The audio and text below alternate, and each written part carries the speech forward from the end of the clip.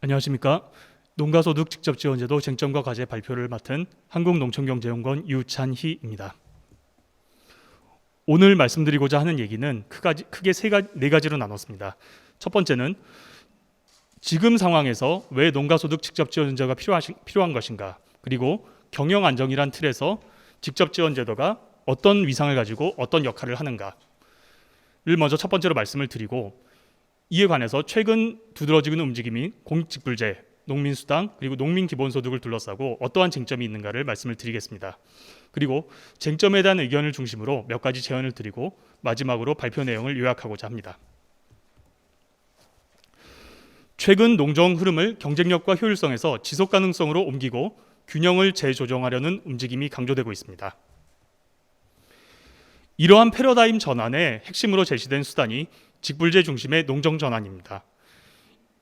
직불제 중심 농정 전환은 크게 네 가지 축을 형성하고 있는데, 뒤에서 상세히 말씀드리다시피 이제 말씀드릴 소득 직접 지원 제도는 이 네 가지 축과 모두 맞닿아 있다고 생각을 하고 있습니다. 이러한 전환이 왜 이루어지고 있는가, 이런 논의가 왜 대두됐는가를 생각해 보면은 크게 농업에 대한 사회적 수요 변화, 그리고 이를 실천할 수 있는 농업 부문의 농업 구조상에서의 어떤 여력이 부족한 문제, 그리고 마지막으로 농가소득 문제에서 그 배경을 찾을 수 있다고 생각을 했습니다. 이 세 가지를 차례로 말씀을 드리겠습니다. 한국농촌경제연구원에서 2006년부터 실시하고 있는 농업농촌에 대한 국민의식조사 결과를 종합해 보면은 도시민은 현재 농업에서 가장 중요한 기능으로 먹거리의 안정적 공급을 꼽고 있습니다. 하지만 동시에 앞으로 어떤 기능이 중요할 것인가를 물어보면은 그 양상은 사뭇 달라집니다. 두 가지 기능을 비교를 해보면은 지금은 먹거리 기능이 중요하고 앞으로도 여전히 중요하겠지만, 앞으로는 먹거리 기능에 더해서 여러 가지 사회문화적 기능이나 환경적인 측면을 강화해야 된다라고 느끼고 있다고 요약을 할 수 있겠습니다. 이 말을 바꿔서 해석하면은 앞으로는 농업 부문의 먹거리 공급 기능도 물론 중요하지만 이에 더해서 농사 짓는 방법을 바꾸고 환경과 땅을 가꾸는 방식과 그 정도를에도 변화를 줘야 한다는 뜻으로 해석을 할 수 있습니다. 이렇게 본다면은 농사 짓는 방법을 바꾸고 땅과 환경을 가꾸는 방식을 바꾸는 주체는 결국 사람입니다. 그리고 이것은 수십 년간 몸에 익어온 방식의 변화를 주고 스스로 의도적이고 의식적으로 추가로 노력을 기울여야 한다는 뜻이기도 합니다. 그렇기 때문에 결국 이렇게 수요가 변하고 있지만 농업 부문에서 과연 이것을 실천할 여력이 있느냐, 이 문제를 짚어볼 필요가 있습니다. 이렇게 봤을 때 한국 농업 부문의 인력 풀은 대단히 얇아지고 약해지고 있다고 생각을 합니다. 두 가지만 예를 들어 말씀을 드리겠습니다. 농가 인구는 2000년 393만 명에서 2019년 224만 명으로 약 3분의 1이 줄어들었습니다. 그리고 슬라이드에 있는 표에서 보실 수 있다시피 경영주 연령을 기준으로 하면은 가장 많은 경영주 연령대가 점차 고령화되고 있습니다. 즉 실천을 해야 되는 사람 숫자가 줄어들고 고령화가 되고 있기 때문에 공익기능이라는 것이 필요하다는 것, 이것은 농업계에서 느끼고 있지만 과연 그걸 실제로 실천할 수 있는 여력이 얼마나 되겠느냐, 이 점에는 의문을 표할 수 있습니다. 이에 더해서 만성적인 농가 소득 문제까지 생각을 해야 합니다. 농가 입장에서 본다면은, 농민 입장에서 본다면은 농업의 공익 기능을 증진시킨다는 것의 필요성은 공감을 할 것입니다. 그리고 그렇게 실천할 의지도 분명히 있으리라 생각을 합니다. 그럼에도 불구하고 내 살림살이가 어려운데 여기에 더해서 추가적인 노력을 하라는 요구를 쉽사리 받아들이기 어려운 것도 현실이라고 생각을 합니다. 몇 가지 자료로 보완 설명을 드리겠습니다. 실질 농가소득은 2003년부터 2019년 동안 약 15년 동안 연평균 1.0% 증가하는 데 그쳤습니다. 그리고 그 소득 원천을 보면은 또 다른 시사점을 이끌어낼 수 있습니다. 하나는 농가의 결국 핵심적인 활동인 농사를 짓는 데서 얻는 소득 비중은 계속 줄어들고 있고, 그에 반해서 농해 소득은 비중은 늘어나고 있습니다. 농업의 공익기능이라고 말하는 것이 결국 농사에서 비롯되는 건데, 역설적으로 농가가 농사만 지어서는 먹고 살기 어려운 것이 오늘날의 모습입니다. 그리고 농해 소득이 늘어난다는 점을 확인할 수 있듯이 농사만 지어서 먹고 살기 어려울 뿐만 아니라 그 활동이란 것은, 그리고 농가의 살림살이란 것은 그 지역의 상황과도 밀접하게 연관이 됩니다. 또 하나 주목할 점은 농가소득 중에 이전소득 비중이 늘어나고 있다는 점입니다. 즉 그동안 주로 공적 보조금이나 정부 지원을 대표적인 이전소득이 농가소득을 지탱하는 중요한 역할을 한 점은 분명합니다. 그럼에도 불구하고 소득 문제를 완화시키는 지점과 사회수의 변화에 대응하기 어떤 행동을 전환시키는 이 두 가지를 연결하는 점에서는 연결고리가 다소 약했다고 생각을 합니다. 소득 문제를 하나 더 말씀드리겠습니다. 결국 불평등의 문제입니다. 자료를 보시면 알겠지만 농가소득과 왼쪽 그래프를 보시면은 농가소득과 농해소득의 평균값과 중위값의 차이가 점점 벌어지고 있습니다. 두 값의 차이가 크다는 것은 그만큼 소득 불평등이 심화되고 있다는 뜻이고요. 그리고 오른쪽 그래프를 보시면은 상위 20 소득 상위 20% 농가의 소득 붉은색으로 표시한 선은 꾸준히 늘어나고 있습니다. 하지만 아래쪽의 파란 선, 즉 소득 하위 20% 농가의 소득은 약 15년 동안 계속 낮은 수준을 유지하고 있습니다. 결국 다수 농가가 그 생각과 실천 의향이 있더라도 결국 낮은 소득 때문에 발목을 잡혀 있을 수 있다. 이렇게 해석할 수 있습니다. 결국 이렇게 바라봤을 때 농가소득 차원에서 더욱 필요한 접근은 농가소득 문제를 완화하면서 동시에 이들의 변화를 이끌어내는 방법을 궁구하는 것일 겁니다. 아까 문제로 돌아가 보겠습니다. 그래서 사회 수요는 변하고 있는데 구조적으로 인력풀이 얇고 거기에 농가소득 문제가 겹쳐서 이걸 실천하기가 어렵다면은 발상을 바꿔볼 수 있지 않을까 생각을 합니다. 그동안에는 암묵적으로 농업 구조를 개선하면은 소득 문제가 풀릴 거라고 전제한 것이 아닌가 생각을 합니다. 근데 이 전제를 한번 바꿔볼 필요가 있다고 생각합니다. 무엇이냐? 오히려 소득 문제를 해결해야 구조 변화를 꾀할 수 있고 나아가서 사회 수요 변화에 대응할 수 있지 않을까 생각을 해봅니다. 즉 소득 문제를 겪고 있는 다수 농가를 대상으로 소득 안전망을 보다 촘촘하게 강화해서 인력 풀을 유지하고 그리고 이들을 대상으로 전부는 아닐지라도 이 중에 일부가 자신의 농사짓는 방법을 바꾸고 의도적으로 어떤 노력을 기울인다면은 아마도 공익기능 증진으로 이어질 것입니다. 그리고 이런 결과가 가시적으로 드러난다면은 농업계 외부에서 사회 후생원들의 후생 역시 늘어날 것입니다. 이렇게 된다면은 그 결과를 받기에 이런 점에서 농가소득 직접 지원이 의의가 있고 필요하겠구나라는 공감대가 형성되고 이런 순환 구조가 좀 더 자리를 잡아갈 수 있지 않을까 생각을 합니다.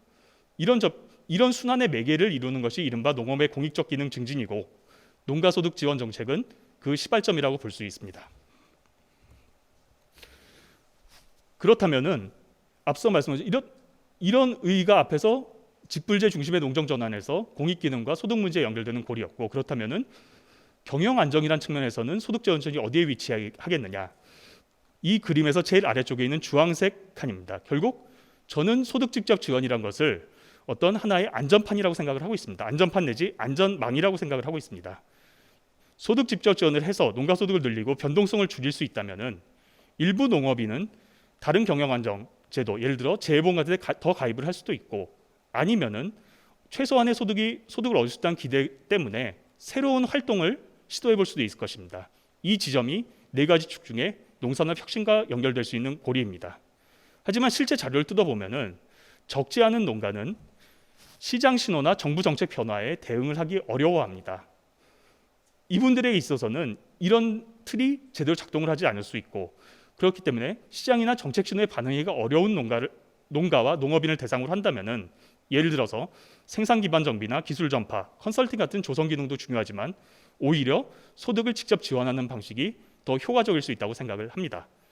그래서 이런 점에서 소득 직접 지원 제도는 경영 안정만의 디딤돌 역할을 한다. 이렇게 제 말씀을 드리겠습니다. 다음으로 그렇다면은 앞서 말씀한 것처럼 이러한 흐름이 가장 대표적으로 나타나 있는 세 가지 제도의 경과를 간단하게 소개를 드리겠습니다. 먼저 공익직불제입니다. 그림에서 보시다시피 지금 작년까지 직불제는 총 9경씩 운영이 됐었고 그 도입 시기나 목적도 다 달랐습니다. 하지만 2020년 5월부터 기존의 6개 직불제를 통합해서 기본직불제와 선택직불제로 재편을 했습니다. 그 중에서도 기본직불제 중에 소농직불제 도입이 가장 큰 변화였고 기존 제도와 비교를 할 때 소농직불제를 위시한 기본직불제는 특히나 경영 안정의 목적과 공익기능 증진이라는 목적을 이전보다 유기적으로 연계한 형태라고 생각을 합니다.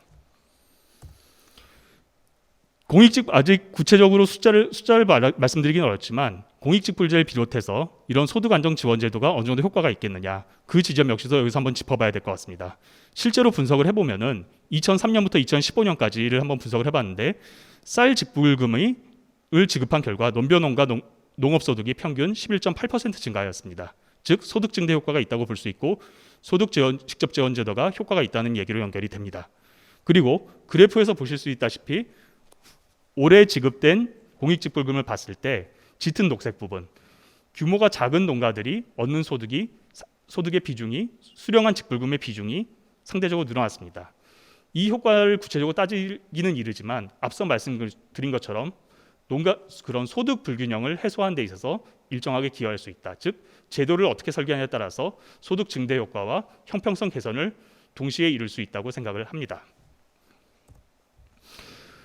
다른 두 제도인 농민수당과 농민기본소득을 간략히 말씀드리겠습니다. 공익직불제가 중앙정부 주도로 이루어진 변화라면은 농민수당은 농민단체와 지자체 단위에서 형성된 논의입니다. 2018년 해남군에서 처음 조례를 제정하였고 약 2년이 지난 시점에서 봤을 때 9개 광역기초단체자체에서는 모두 조례를 제정했거나 제정을 하기로 하였습니다. 그리고 기초지자체 수준을 본다면 지금까지 확인 바로는 약 40곳에서 조례를 제정하거나 제정을 추진하고 있습니다. 2년 만에 빨리 확산이 되었습니다. 그리고 공익직불제와 마찬가지로 농업의 공익기능 증진을 이야기하고 있지만 농민수당 쪽을 주장하시는 분들은 그동안 농업 부문이 기여를 했고 이에 대한 보상이 필요하다는 관점을 상대적으로 강하게 가지고 계십니다. 그리고 이와 비슷하게 지금 대표적으로 경기도에서는 농민기본소득 조례를 제정하였습니다. 즉 농민 기본소득의 움직임도 일각에서 나타나고 있습니다. 이 역시도 농업의 공익기능 증진을 이야기하고 있지만 조금 다른 점은 기본권을 보장한다는 의미가 보다 강하고 그리고 농민 기본소득을 교두보로 해서 결국 전 국민을 대상으로 하는 기본소득으로 가자라는 주장을 담고 있습니다. 앞서 말씀드린 것 같이 세 제도는 일견 비슷합니다. 그렇지만 각 제도가 취하고 있는 관점이나 제도 간 관계, 제도 도입의 근거, 운영 방식 등을 둘러싼 이해 집단 간의 인식 차이 같이 아직 논의해야 될 지점이 많이 남아 있고 지형이 대단히 복잡합니다. 따라서 이 세 가지 제도에서 이야기하는 바를 비교해 보고 주요한 쟁점을 살핀다면은 앞으로 소득 직접 지원들을 어떻게 가져갈 것인가, 그 방향을 가늠하는 데 도움이 될 거라고 생각을 합니다. 그래서 쟁점을 크게 세 가지 부류로 잡았고 6가지 쟁점으로 한번 제시를 해봤습니다. 한 가지씩 말씀을 드리겠습니다. 먼저 첫 번째 쟁점입니다. 도대체 세 제도는 비슷한 걸로 볼 수 있겠느냐. 그래서 공익직불제, 농민수당, 농민기본소득의 특징을 간략하게 요약을 하였습니다. 공익직불제와 농민수당은 주요 목적과 준수사항, 지급대상 등 제도 설계 측면에서는 비슷합니다. 반면에 농민기본소득은 목적 측면에서는 기본권을 보다 강조하고 있고 기본소득 주요 원칙인 보편성, 무조건성, 개별성을 준용하고 있으며 그리고 이에 따라서 농가 단위가 아닌 개인 단위로 지급을 하는 인적 기준을 적용했다는 점에서 두 제도와 차이를 보입니다. 그래서 첫 번째 쟁점에서 먼저 드리고 싶은 말씀은 기본소득 그 자체에도 일리가 있고 의의를 지니지만 최소한 농업 부문 소득 직접 지원 얘기를 할 때는 농민 기본소득은 결이 다른 제도로 봐야 하고 그렇기 때문에 별도로 논의를 해야 한다고 생각합니다. 그 이유는 다음과 같습니다. 앞서 말씀드린 기본소득의 세 가지 원칙을 기준으로 한번 말씀을 드리겠습니다. 첫 번째는 보편성입니다. 누구에게나 준다입니다. 그렇지만 이런 보편성 원칙을 적용한다면은 왜 농업인에게 주어야 하는가라는 답을 하기가 쉽지 않습니다. 비슷한 예로 아동수당, 청년수당, 기초연금 같은 제도들이 있지만 이것은 어떤 연령을 기준으로 한 인구학적 특정을 기준으로 지급을 합니다. 이에 반해서 농민 기본소득은 농민에게 지급을 한다고 합니다. 농민의 정의가 불투명할 뿐만 아니라 특정 계층을 대상으로 해서 지급을 한다는 것에선 좀 더 논거가 필요하다고 생각을 합니다. 더욱이 농민의 삶이 어렵다는 얘기를 하는데 그 부분도 물론 맞지만 오늘날 얘기를 한다면은 다 같이 살기 어려운데 왜 특정 직업군에게 지급을 하느냐라는 반론이 역시 제기가 될 것입니다. 두 번째는 무조건성입니다. 어떤 기본소득을 지급하더라도 어떤 근로를 해야 된다거나 어떤 특정한 일을 해야 된다는 요구를 하지 않는다는 뜻입니다. 이렇게 본다고 했을 때 앞서 말씀드린 공익기능 증진에 필요한 활동을 수행할 만큼 충분한 유인을 제공하겠느냐, 이 부분에서 의문을 가지고 있습니다. 말씀드린 것처럼 의도적으로 추가로 힘든 일을 더 해야 합니다. 이것 때문에 직불금이란 형태도 어떤 식으로든 금전적인 대가를 지급을 하고, 그리고 이런 일을 해야 된다고 구체적으로 준수사항이라는 걸 적용을 하였습니다. 이렇게 하더라도 일부 대상은 이걸 하기 어렵거나 제대로 하지 못할 수 있습니다. 그런 와중에 특별한 조건이 없이 이걸 하라고 한다면 그 효과가 얼마나 나타날지는 의문입니다. 마지막으로 기본소득에서 개인성은 개인에게 돈을 대상으로 지급을 한다는 뜻입니다. 저는 결이 다르다고 말씀을 드렸지만 개인성은 소득 직접 지원들을 논의할 때 같이 고민해 볼 수 있는 지점이라고 생각을 합니다. 앞서 말씀드린 것처럼 어떤 필요한 활동을 실천하는 주체는 농가가 아닌 개인이기 때문입니다. 그래서 종합을 했을 때 기본칙에 비춰봤을 때 개인성이라는 것은 받아들일만 하지만 앞서 말씀드린 이유에 따라서 최소한 농업부문 소득 직접 지원을 얘기할 때 농민기본소득은 별도로 논의를 할 필요가 있다고 생각을 합니다. 두 번째 지점입니다. 이 제도들이 등장을 하면서 과연 이 제도의 성격을 어떻게 볼 것이냐는 논의 역시 촉발되었습니다. 기본적으로 공익직불제와 농민수당은 농사를 짓는 조건 것이 전제가 되기 때문에 기본적으로 농업정책 성격을 지닐 수밖에 없습니다. 그리고 그럼에도 불구하고 어떤 형태로 소득을 지원하든지 간에 결국 지역 경제에 이바지할 수 있을 것입니다. 지역에서 농업인을 비롯한 다양한 주체가 공익 활동을 하는 대가로 어떤 지원을 하겠다, 이런 면에서 본다 그러면은 이것은 농업정책인 동시에 지역정책의 성격도 지닐 수 있다고 생각합니다. 이에 반해서 공익직불제나 농민수당을 복지정책으로 보는 것은 이치에 닿지 않는다고 생각을 합니다. 복지정책은 대상 계층을 정해갖고 소득을 지원하는 자체가 목적입니다. 그렇지만 지금까지 말씀드린 농가소득 직접 지원제도는 지원을 하는 자체가 목적이 아니고 지원을 지렛대 삼아서 마중물 삼아서 다른 목적, 예를 들어 공익기능 증진을 이루고자 한다는 점에서 지원하는 자체가 목적이 아니기에 복지정책이라고 보기는 어렵다고 생각을 합니다. 농민수당을 소개해드릴 때 그동안 농업부문이 기여한 바에 대한 보상을 강조한다고 소개를 드렸습니다. 기여한 바가 큰 것도 사실이고 저도 그 주장에 상당 부분 공감을 합니다. 하지만 그동안 농업부문에서 농사를 지으면서 환경부하 증가, 난개발, 경관훼손, 그리고 악취 발생 같은 역기능을 초래했던 것도 사실이라고 생각합니다. 특히나 오늘날 이런 역기능을 이야기를 하지 않으면서 농업계 바깥에서 사회적 공감대를 형성하기는 매우 어려울 것입니다. 따라서 그동안의 기여를 인정할 필요도 있지만 그동안 동시에 역효과도 일으켰기 때문에 우리가 이런 문제를 해결하려고 노력을 하려고 한다. 이것이 공익기능 증진이고, 그런데 인력 풀이 얇아지거나 소득 문제가 있기 때문에 우리 자체만으로 하는 데는 한계가 있다. 그렇기 때문에 사회적으로 투자를 먼저 해달라. 이러한 이른바 선불투자 관점이 좀 더 적절하다고 생각을 합니다. 그러나 후불보상이나 선불투자 어느 관점을 택하든지 간에 또 다른 비판에 직면할 수 있습니다. 결국 공익직불제나 농민수당이 비슷한 목적을 가졌는데 왜 다른 제도를 운영하느냐라는 비판이 제기될 수 있습니다. 결국 이 말은 앞에 말씀드린 직불제 중 농정전의 네 번째 축인 재정 효율성 문제와 관련이 됩니다. 한 가지 쟁점을 더 말씀을 먼저 드리겠습니다. 또 하나는 이런 소득 직접 지원 제도를 둘러싼 이것과 직접 관계된 주체들 간의 인식이 다르다는 점입니다. 중앙정부는 아시다시피 그동안 공익직불제 도입과 안착에 최선을 다해왔습니다. 그렇기 때문에 지금 이렇게 논의가 확장돼서 자칫하면은 지금까지 해온 제도가 흔들릴 수 있지 않겠느냐, 이럴 우려를 하는 것도 충분히 일리가 있습니다. 작년에 저희 연구원에서 지방농정 담당자와 농업인을 대상으로 농민수당 설문조사한 사례가 있습니다. 그걸 갖고서 유출을 해보면은 이런 입장이 나옵니다. 지방농정 담당자들은 그 제도 자체도 필요하고 그리고 지역에서 요구가 있기 때문에 이것을 받아들였다라는 응답이 많았습니다. 하지만 지자체 재정이 넉넉하지 않기 때문에 제도를 운영하는 데는 어려움이 있다. 그렇기 때문에 이 예산 부담이나 이런 부분은 중앙정부가 일정 부분 가져가줬으면 좋겠다라는 생각이 많았습니다. 이 또한 일리가 있습니다. 마지막으로 농업인은 이 제도 자체도 중요하지만 동시에 중앙정부가 하건 지방자치단체가 하건 나의 소득이 얼마나 느냐에 더 관심을 가지고 계신 듯합니다. 앞서 말씀드린 농가 소득 문제를 생각했을 때 이 또한 일리가 있습니다. 각자 일리가 있기 때문에 세 주체가 합의를 이루기가 더욱 어려울 수도 있습니다. 그래서 앞서 말씀드린 예산의 효율적 분배와 집행, 그리고 이러한 입장 차이를 조율하는 차원에서 한 가지 제안을 드리고자 합니다.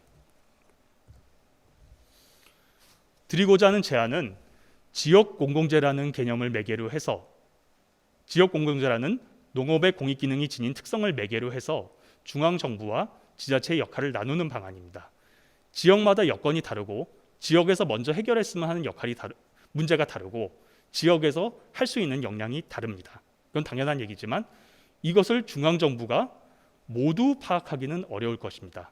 따라서 중앙정부에서는 그래도 전국적으로 이루어야 될 만한 목표 사안이 어떤 것이다, 큰 줄기를 제시를 하고, 그리고 세부적으로 어떻게 실천해야겠냐라는 이야기는 지자체에 맡기는 방법을 생각할 수 있겠습니다. 최근 시도하고 있는 농촌협약이 그와 비슷한 사례가 아닐까 생각을 합니다. 이렇게 간다면은 역할을 분명히 분담을 하고 동일한 목적을 달성하되 역할을 분담을 하고 이렇게 된다면은 앞서 말씀드린 이중지원이라는 비판을 피할 수 있지 않을까 생각을 합니다.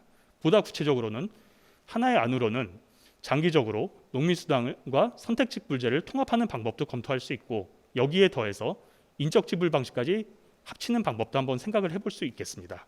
물론 이것이 유일한 대안은 아니고, 예를 들어서 다른 예로 지방재정 분권화가 충분히 이루어진다고 했을 때 지역 단위에서 자체적으로 시행하는 방안을 생각하거나, 아니면은 소농직불제에서 인적지불 박진을 확대하는 방식, 이런 여러 가지 대안을 생각해 볼 수 있겠습니다.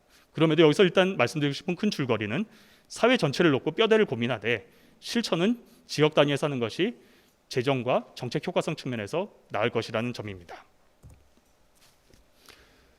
마지막 쟁점입니다. 이렇게 틀을 잡더라도 결국 문제는 돈입니다. 예산을 조달할 수 있느냐 역시 중요한 부분입니다. 2018년 지방재정 연간 자료에서 추산을 해봤을 때 소요되는 예산은 37개 지자체 기준으로 약 5천억 원입니다. 큰 돈입니다. 또 하나 문제점은 여기서 지역의 농업 농촌 예산이 작은 지자체일수록 농민수당을 도입했을 때 부담해야 되는 예산 비중이 높아진다는 점입니다. 앞서 말씀한 것처럼 지자체 농정 담당자들이 부담을 느끼는 지점과 상통합니다. 여기에다가 인적지불까지 도입하다 보면 예산이 더 늘어날 것이기 때문에 이 문제를 농업 재정을 어떻게 가져갈 것이냐 논의가 병행될 수밖에 없습니다. 그리고 여기에 부가적으로 이렇게 인적지불을 도입하자고 한다면은 과연 누가 농민이냐라는 논의가 또 불거질 수 있습니다. 이렇게 했을 때 이제 앞선 논의를 요약해서 말씀을 드리겠습니다. 결국 여기서 오늘 발표에서 말씀드리고자 한 내용은 농가소득 직접지원 제도는 공익증진의 필요 조건이나 수단입니다. 그리고 지금 오가는 농가소득 직접지원제도 논의에서 농민기본소득은 별도로 논의를 하는 것이 바람직하다고 생각을 합니다. 그리고 드렸던 제안은 지역공공재를 매개로 역할을 나눠서 예산 효율성과 정책 효과성을 높이자는 이야기였고, 마지막으로 이와 함께 농업 예산 구조 검토가 함께 필요합니다. 이런 과정을 거쳐서 농업계 내부에서 먼저 합의를 이루고 여기서 이제 간단하게 소개를 드린 절차를 거쳐서 사회적 공감대 형성으로 나가는 절차가 필요합니다.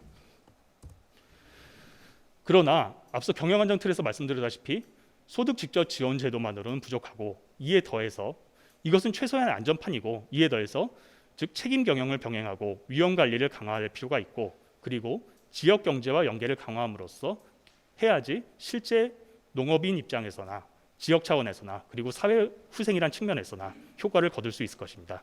경영 안정과 관련된 추가적인 얘기는 두 번째 발표에서 말씀을 드리겠습니다.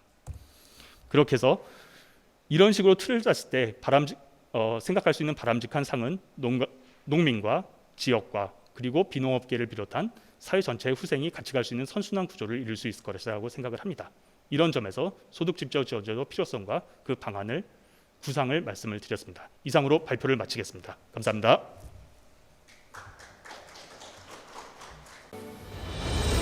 농업 농촌에 대한민국의 미래가 있습니다. 한국농촌경제연구원도 더 나은 농업 농촌을 만들어가는 데 동행합니다. 농업인, 나아가 국민과 함께 지속가능한 농업 농촌을 구현하는 국책연구기관 한국농촌경제연구원.